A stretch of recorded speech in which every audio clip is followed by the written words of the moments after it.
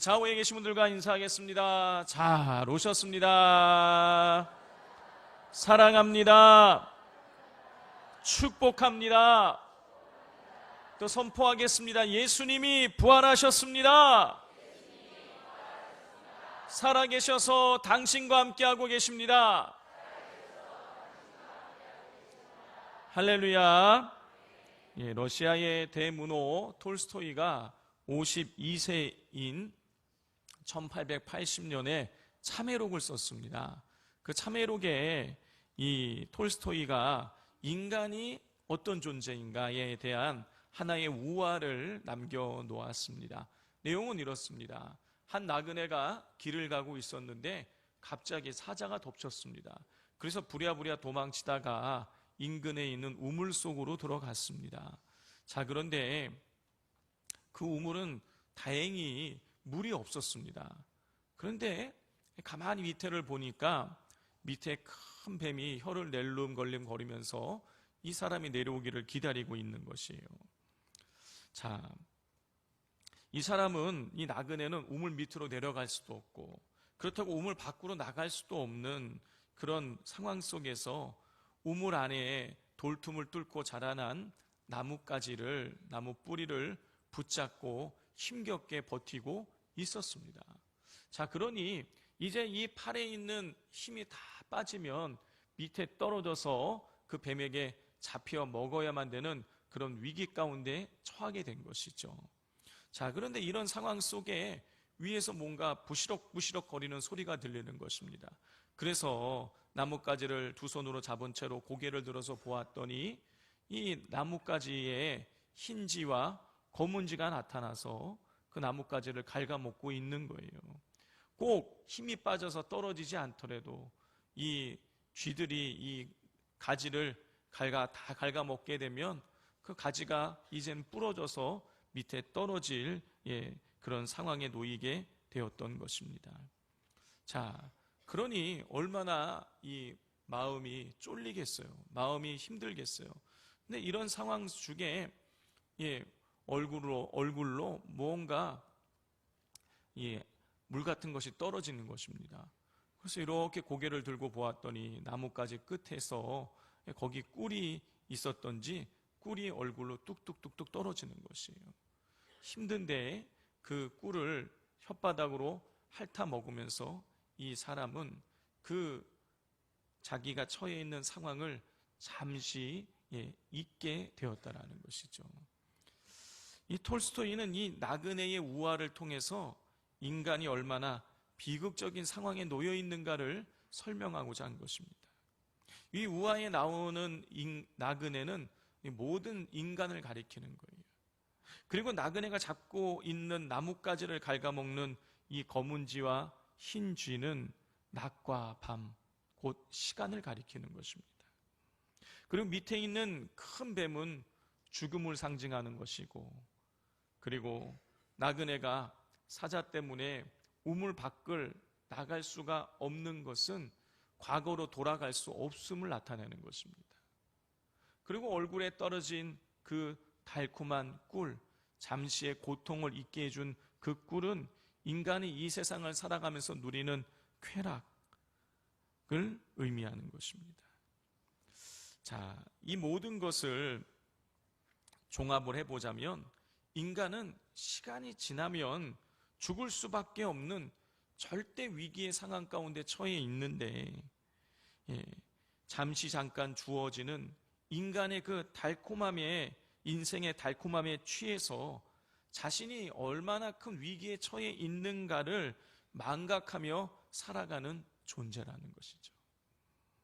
성도 여러분, 톨스토이는 인간을 비극적인 죽음을 향해 가는, 죽음을 맞이할 수밖에 없는 비참한 존재로 보았습니다.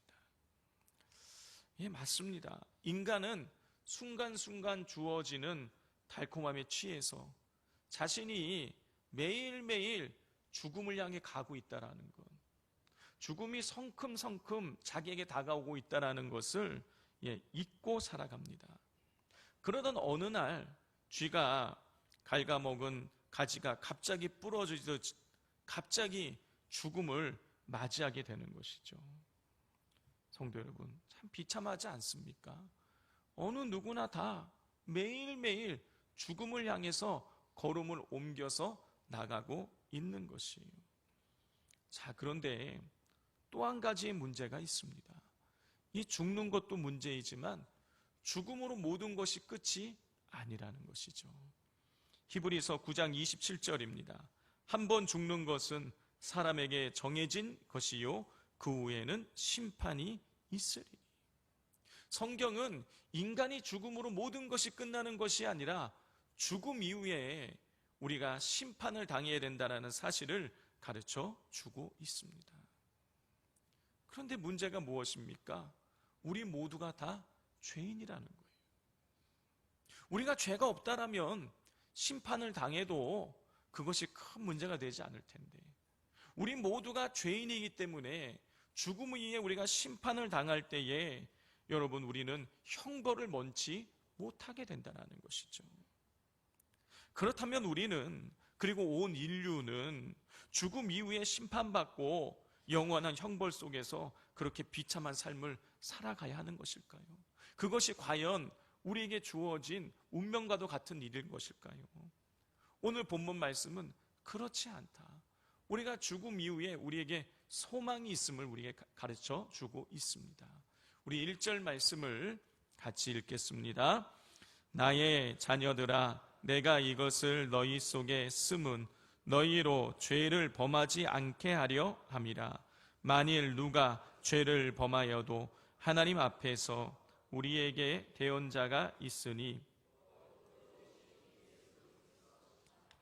사도 요한은 우리가 만일 죄를 범하여도 우리가 죄로부터 벗어날 수 있는 길이 있다라는 것을 우리에게 가르쳐 주고 있습니다. 그 죄로부터 벗어날 수 있는 그 길, 우리에게 소망이 무엇인 것입니까? 의로우신 예수 그리스도세요. 예수 그리스도께서 우리가 죄에 대해서 하나님이 우리를 심판하실 때에 하나님 앞에서 우리의 대언자, 다시 말해서 변호자가 되어 주신다라는 것이에요. 성도 여러분, 우리가 죄를 지은 사람이, 우리가 죄를 지었을 때에 여러분, 변호사 없이 판사 앞에 서서 판결을 받는다라는 것은, 재판을 받는다라는 것은 참 끔찍한 일이죠. 그런데 의로우신 우리의 변호사이신 예수님께서, 의로우신 예수님께서 하나님 아버지 앞에서 우리를 위하여 대신 변호를 해주신다라면 상황은 달라지게 되는 것입니다. 그렇게 예수님이 우리의 대언자, 즉 변호사가 되신다라는 것은 너무너무 복된 일인 것이죠. 우리에게 소망이 되는 일인 것입니다. 그리고 또 오늘 본문에 보면 이 사도 요한은 우리에게 또 한 가지의 기쁜 소식을 전해주고 있습니다. 2절 말씀을 같이 읽겠습니다. 그는 우리 죄를 위한 화목제물이니 우리만 위할 뿐 아니요 세상의 죄를 위하심이라 그랬어요. 사도 요한은 예수님은 우리의 죄를 위한 화목제물이라고 가르쳐주고 있습니다. 성도 여러분, 예수님이 우리 죄를 위한 화목제물이 되신다라는 것은 우리가 죄를 지어서 마땅히 죽어야 되는데 예수님께서 대신 우리의 죄값을 치루어 주셔서 하나님과 화목해 하시는 분이시라는 거예요. 여러분, 더 놀라운 것은 뭐냐면 예수님이 화목제물이 되셔서 우리의 죄값을 다 치루어 주시는데 이 죄값을 치루어 주신 이 일이 우리의 과거와 현재에만 해당되는 것이 아니라 앞으로 우리가 짓게 될 모든 죄에 대한 대가를 예수님이 다 치루어 주셨다는 것이에요. 그러니까 예수님의 이 구속의 은혜가 과거적인 것이 아니고 이례적인 것이 아니고 영원한 그리고 완전한 구속이라는 것입니다. 자, 이렇게 예수님은 우리의 변호자가 되시고 우리 죄를 위한 화목제물이 되시는 분이십니다. 예수님은 우리의 과거와 현재와 미래의 모든 죄를 다 이미 용서하셨어요. 여러분, 그러니 우리가 죄를 범하여도 죄를 짓고 심판받아서 영원의 형벌에 빠지지 않고 우리는 죄로부터 구원받는 그런 소망이 우리 앞에 놓여져 있는 것입니다. 자, 이렇게 말씀을 드리면 또 이렇게 생각하시는 분들이 계세요. 아니, 이미 예수님께서 우리가 과거에 지은 죄, 현재에 짓고 있는 죄, 그리고 앞으로 지을 모든 죄까지 이미 다 용서해 주시고 또 우리를 변호해 주실 것이니 우리가 죄 짓고 막 살아도 되는 것이 아니냐. 우리 성도님도 어떻게 생각하십니까? 예수님께서 우리가 죄를 지었을 때 우리의 변호자가 되시고, 그리고 우리가 지은 모든 죄에 대해서 이미 다 화목제물이 되셔서 다 용서해 주셨으니 여러분, 우리가 죄를 짓고 우리가 마음대로 살아도 되겠습니까? 그렇지 않은 것이죠. 사도 요한이 예수님을 통해서 우리의 죄가 다 용서받았다는 사실을 전하는 이유는 무엇이냐면 1절에 기록되어 있는 것처럼 우리로 하여금 죄를 범하지 않게 만들기 위해서인 거예요. 성도 여러분, 진정으로 예수님을 통해서 죄사함의 기쁨을 누린 사람은요, 여러분, 다시는 죄를 짓지 않기를 원하는 거예요. 한번 생각을 해보십시오. 여러분, 목욕탕에 가서 깨끗이 씻고 나와서 입었던 속옷을 다시 입으면 어떻습니까? 여러분, 냄새나요. 찝찝해요. 여러분, 분명 목욕하기 전에는 내가 입고 있었던 그 속옷이 냄새나는지를 몰라요. 근데 목욕을 하고 나면 내가 전에 입고 있었던 그 속옷이 냄새나는 것을 알게 되는 것이죠. 그렇기에 목욕하고 나면 전에 입고 있었던 그 옷을 다시 입지 않고 새 옷을 입게 되는 것입니다. 마찬가지로 진정으로 예수 그리스도를 통해서 죄 씻음의 그 은혜를, 그 기쁨을 경험한 사람은 여러분, 다시는 그 냄새나는 죄악의 굴레 속으로 들어가기를 원치 않게 되는 거예요. 여러분, 이것이 죄사함의 기쁨을 누리게 된 사람들에게 나타나는 첫 번째 변화예요. 죄를 멀리하게 되는 거예요. 그리고 죄사함의 기쁨을 누린 사람에게 나타나는 두 번째 변화가 있는데, 그건 뭐냐면 하나님을 아는 것에 그치지 않고 하나님의 계명을 지키고 순종하게 된다는 것입니다. 우리 3절과 4절 말씀을 같이 읽겠습니다. 우리가 그의 계명을 지키면 이로써 우리가 그를 아는 줄로 알 것이요, 그를 아노라 하고,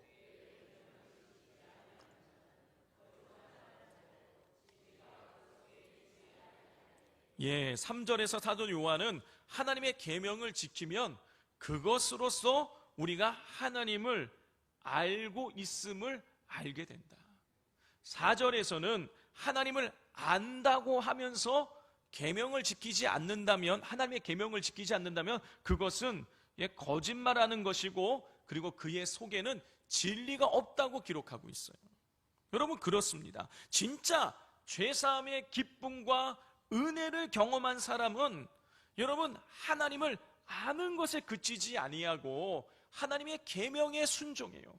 예수님의 명령에 순종하며 살아가게 되는 것입니다. 진정으로 예수님의 죄사함의 은혜를 경험한 사람은 하나님에 대한, 예수님에 대한 지식적인 알매에서 그치지 아니하고 하나님의 계명을 순종하는 그 삶으로 나아가게 되는 것이에요. 자, 성도 여러분, 1990년대 중반부터 한국교회가 위기다라는 이런 소리가 들려오기 시작을 했습니다. 자, 그래서 사람들이 분석을 했어요. 왜 한국교회가 위기냐? 그래서 나온 결론이 뭐냐면, 한국교회가 다른 종교들처럼 봉사를 많이 하지 않기 때문이다. 우리가 봉사를 많이 해야 된다. 이렇게 원인 분석을 했어요.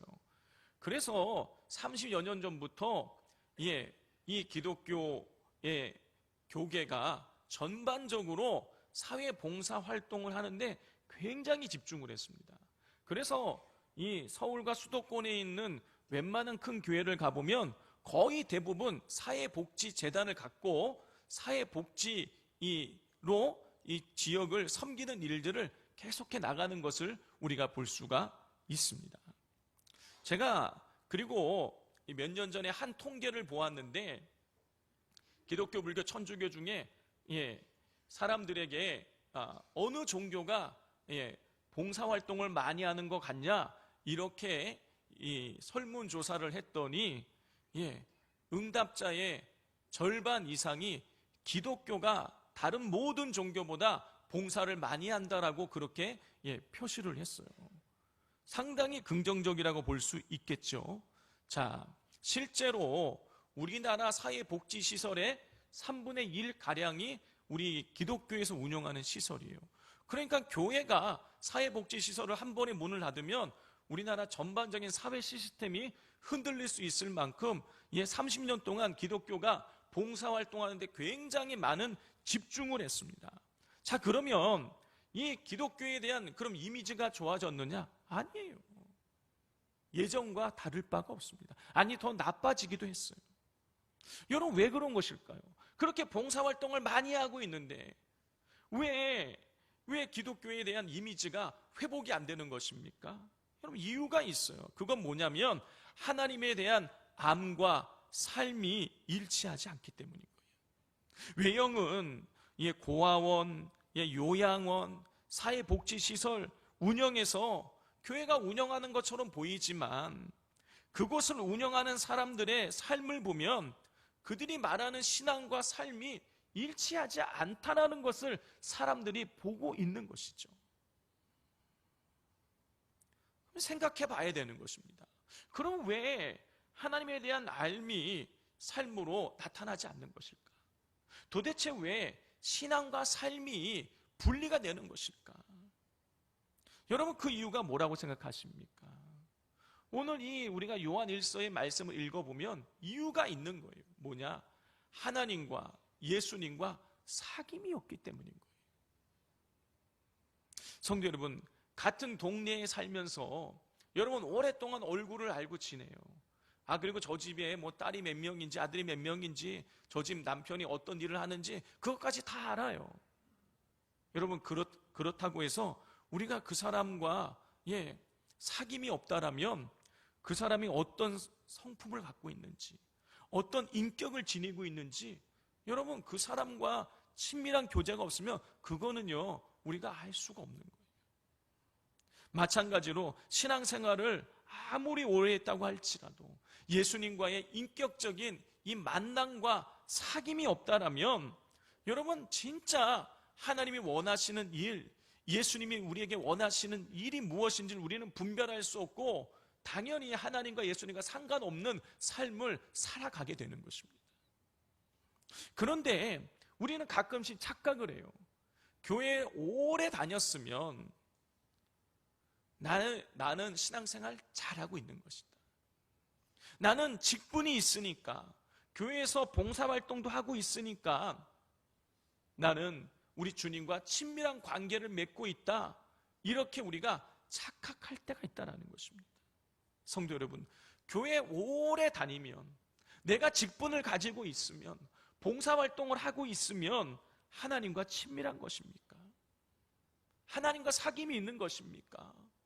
여러분, 그렇지 않아요. 여러분, 아무리 오래 교회를 다녔다고 할지라도, 목사고 장로고 권사고 집사라고 할지라도, 봉사활동을 여러 개를 많이 한다고 할지라도 여러분, 그걸 한다고 해서, 교회에 오래 다녔다고 해서, 직분 가지고 있다고 해서, 봉사활동 한다고 해서 저절로 주님과 사귐이 이루어지고 친밀한 관계를 맺고 주님께서 원하시는 삶을 살아가게 되는 것이 아닌 것입니다. 그러면 우리는 언제 우리의 신앙이 성장하고 성숙하고 주님께서 원하시는 삶을 살아갈 수 있게 되는 것일까요? 그것은 바로 우리 주님과 사귐이 시작될 때 그런 것입니다. 예수님과 사귐이 없이 여러분 신앙생활을 오래 하다 보면은요, 여러분 이 신앙이 그렇게 신앙생활하는 사람은 율법주의자가 돼요. 여러분, 율법주의자들에게 나타나는 한 가지 공통된 현상이 있는데 그게 뭔지 아십니까? 비판하는 거예요. 교회를 오래 다녀서 성경의 내용을 알아요. 머리로 알아요. 교회 생활을 어떻게 되는지를 알아요. 어떻게 봉사를 해야 되는지도 알아요. 알기 때문에, 많이 알기 때문에 그렇게 행동하지 않는 사람들을 보면 비판을 하는 거예요. 그리고 스스로는 나는 저렇게 안 하니까, 나는 저런 정도의 저렇게 불성실하게 신앙생활을 하지 않으니까 나는 또 의롭다고 또 본인 스스로를 착각을 하게 되는 거예요.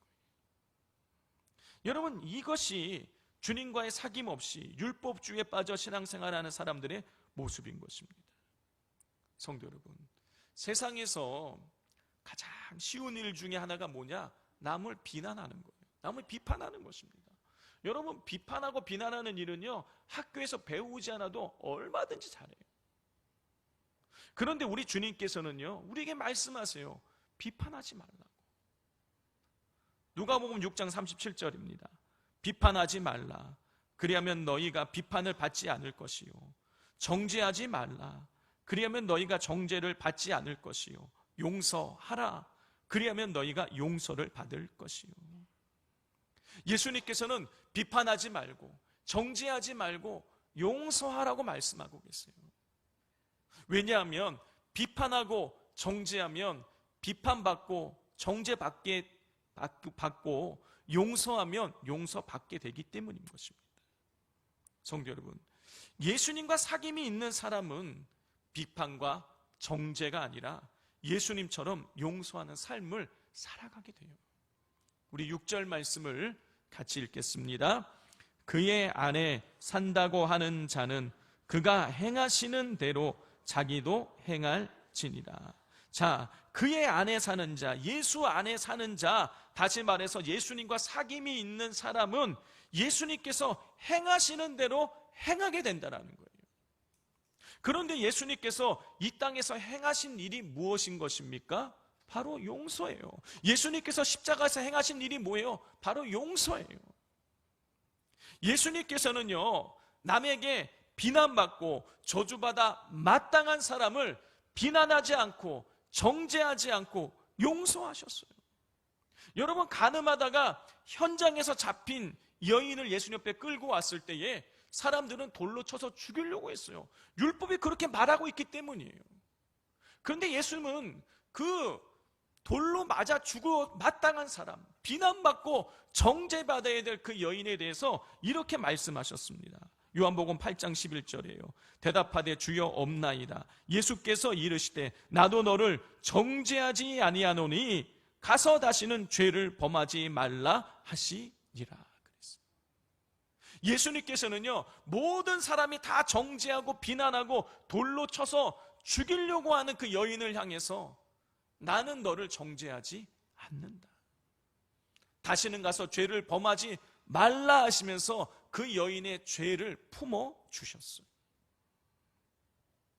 여러분, 그렇기에 예수님 안에 사는 사람이 예수님의 말씀대로 행한다고 한다라면, 여러분, 예수님 안에 사는 사람은 정죄하지 않고 비난하지 않고 용서하며 사랑하는 삶을 살아가야 되는 것입니다.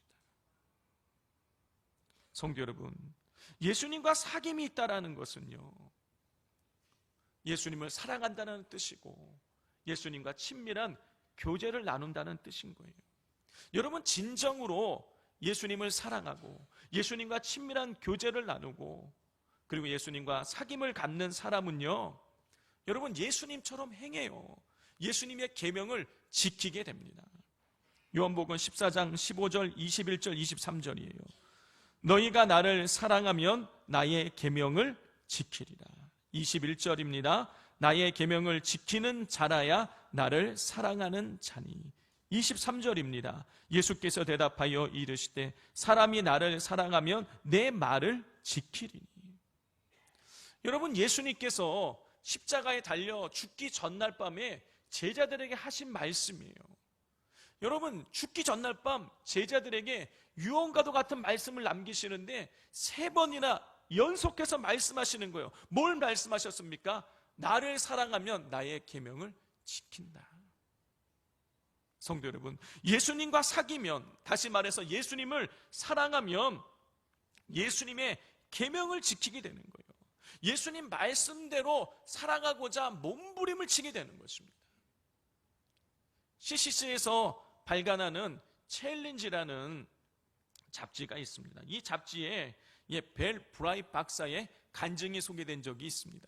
이 벨 브라이 박사가 이 소속되어 있는 하나님을 섬기는 사람들로 구성된 어떤 위원회에서 어떤 의견을 두고 아주 의견 충돌이 심하게 일어나서 3시간 동안 회의를 했어요. 그런데도 결론이 나지 않고 있었습니다. 그래서 잠시 휴회를 하게 되었는데, 이 휴회하는 이 시간 동안에 벨 브라이 박사는 마음이 가라앉아지지가 않았어요. 왜냐하면 아무리 생각을 해도 자기가 옳고 저 사람들이 얘기하는 게 다 틀린 거예요. 내 의견대로 하는 게 정당하다는 생각이 계속 마음에 드니까 마음이 진정되지 않았어요. 계속 흥분이 올라왔습니다. 하지만 이내 곧 마음을 추스리고 벨 브라이 박사는 그 자리에 무릎을 꿇고 하나님 옆에 기도를 하게 되었습니다. 하나님, 이럴 때는 어떻게 해야 합니까? 성경 속에서 성경을 통해서 저에게 주시고자 하시는 말씀은 무엇입니까? 라고 이렇게 기도를 했어요. 그때 하나님께서는 모든 권세는 하나님이 내시는 것이니 설사 잘못된 결정이라도 권세에 순종하라는 그런 성경의 가르침을 주셨어요.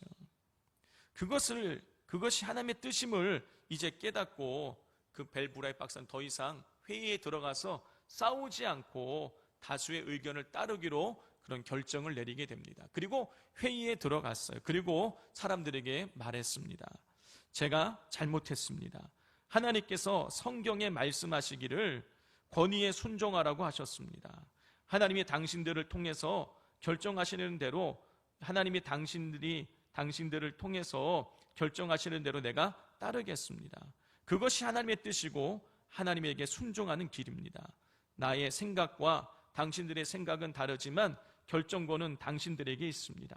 나는 성경의 원칙대로 주님의 음성에 따라 순종하겠습니다. 자, 이렇게 말했더니 3시간 동안 격렬하게 논쟁을 하면서 불편했던, 긴장되었던 분위기가 갑자기 확 풀어지고, 그리고 다 함께 기도를 했습니다. 그리고 기도를 마치고 난 이후에는 이 자신들의 의견은 10%만 반영하고 이 벨 브라이 박사의 의견을 90% 반영해서 의견을 통과시켰다고 합니다. 성도 여러분, 팽팽하게 맞선 순간에 내 의견을, 내 주장을 내려놓는 것은 정말 쉬운 일이 아니에요. 인간적으로 그냥 생각을 해보자면 자존심이 상하는 일일 수도 있습니다. 그러나 벨 브라이 박사는 하나님의 뜻과 성경의 가르침이 무엇인지를 생각했고, 그리고 그대로 순종했어요. 그랬더니 모든 일이 순적하게 풀리고 합력하여 선을 이루게 되었습니다. 성도 여러분, 바로 이것이에요. 진정으로 예수님을 사랑하고 예수님과 사귐을 갖는 사람은 조금 손해보더라도, 나의 감정과 정서에 맞지 않다고 할지라도 하나님의 말씀대로, 예수님의 가르침대로 순종하며 살아가게 됩니다. 그렇게 되면 모든 상황 중에 하나님의 선하신 뜻을 이루게 되고 순종한 삶을 살아가게 되는 것이에요. 여러분, 이 사실을 기억하시고 주님을 아는 것에 그치지 마시고 주님과의 사귐의 자리로 나아가시기를 바랍니다. 그리고 더 나아가서 주님의 말씀대로 순종하며 살아가시기를 바랍니다. 여러분, 그럴 때에 신앙의 성장이 이루어지고 주님과의 이 관계 속에서 주어지는 기쁨을 누리게 될 것입니다. 기도하겠습니다. 그의 안에 산다고 하는 자는 그가 행하시는 대로 자기도 행할지니라. 하나님의 아버지, 우리 진정으로 주님과의 사귐이 있고 주님을 사랑하는 사람들은 주님을 아는 것에 멈추지 않고 주님께서 명령하신 대로 순종하는다라는 사실을, 그리고 그렇게 주님께서 말씀하신 대로 순종하며 살아갈 때에 그것을 통해서 주님의 뜻이 이루어지고 합력하여 선이 이루어지고 그리고 인생이 순적하게 열리게 됨을 오늘 말씀을 통해서 깨닫게 됩니다. 그러므로 우리 사랑하는 산돌교회 모든 성도님들이 주님을 아는 것에 머무르고 안주하지 않게 하여 주시고 기도와 말씀을 통해 주님과의 사귐의 자리로 나아갈 수 있게 하나님 도와 주시옵소서. 예수님의 이름으로 기도드립니다. 아멘.